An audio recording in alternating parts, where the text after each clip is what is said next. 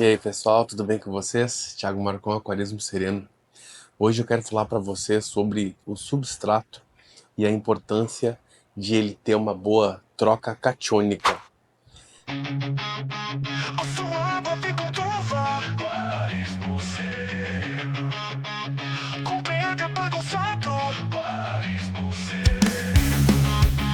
Anda perdido muito bem, sim, aquarismo sereno. O aquarismo pode mesmo ser tão simples. Pode ser aquarismo sereno. Primeiro vamos lá, o que é troca catiônica?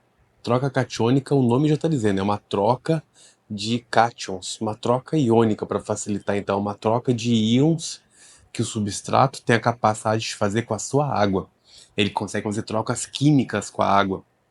E isso é muito bom, porque vai manter a estabilidade do pH da sua água. Isso é muito legal. Esse aqui, por exemplo, o substrato MBRE da Amazônia Disco Soil, promete manter, através da liberação de ácidos úmicos e através também da sua riqueza em nutrientes, e também através da troca catiônica, promete manter o pH ali 6.2, não, 5.5, eles falam 6.5. Não é o caso, porque depende da química da sua água, né? A química da água daqui de casa acaba que vem com KH muito alto, então ele mantém um pouco menos que isso daí, né? Um pouco mais que isso daí. Mas a ideia é essa, a troca catiônica do substrato é para que haja trocas entre a água e o substrato, para que o substrato não seja uma área morta do aquário, entendeu? Também é uma área viva do aquário. Geralmente os substratos que o pessoal usa, geralmente não tem uma troca catiônica muito boa, tipo seixos de rio, aquelas areias de sílica, que eu acho que é usada até, acho que eu tenho inclusive, utilizando no fiz errado, né, minha culpa, minha máxima culpa, mas utilizando no aquarinho de isopor, tanto que depois eu coloquei a areia normal lá para ajudar um pouquinho mais. Mas quais são os substratos aí que a gente pode utilizar no aquarismo para aumentar essa troca catiônica, né? E de quebra, quem sabe aumentar também a absorção de nutrientes para as raízes das plantas e com uma boa aeração para que também seja colônia de bactérias do ciclo de nitrogênio. Os principais que se tem aí, que se utiliza com estratégias de utilização, né, são laterita, a vermiculita e o principal, na minha opinião, o principal é a argila. A argila pode ser argila em pó e tal, ou principalmente o mais utilizado é em pellets. E inclusive marcas excelentes, marcas comerciais fortes utilizam argila em pellets enriquecida com nutrientes, como aquasoil, que eles chamam, né? Geralmente aquasoil para aquascape, para setups mais bacanas. Aqui é um aquasoil da M-Breda Disco Soil e M-Breda Amazônia. É um aquasoil e é argila.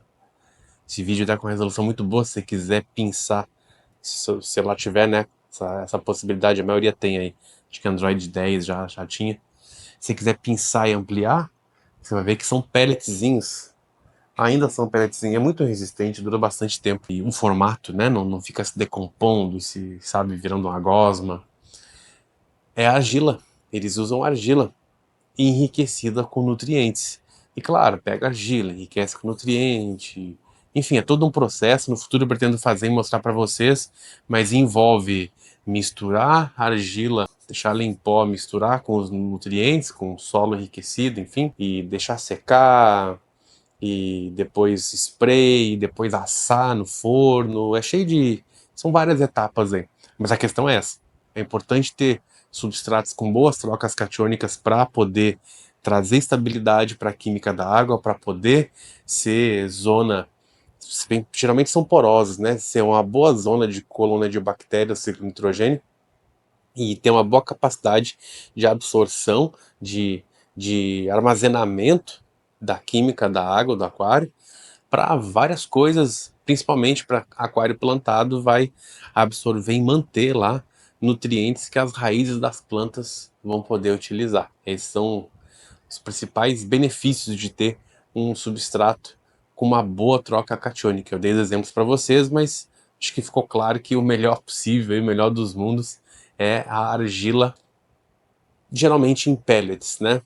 Se você não quiser comprar um aquassoil e tal, talvez a própria argila já ajude, já sirva, e você pode usar fertilizante líquido, e pelo menos você vai ter a certeza de que não vai fora esse fertilizante, porque o que sobrar na água, o substrato vai absorver e vai distribuir para as raízes das plantas.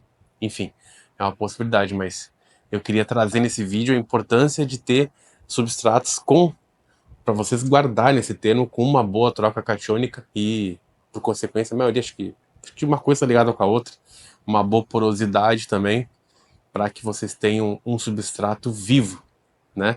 Vocês vão ter a água viva, o filtro vivo, as plantas dando vida para o aquário e o substrato também sendo uma área viva, uma área de colonização de bactérias, uma área que você pouco vai precisar sifonar, né?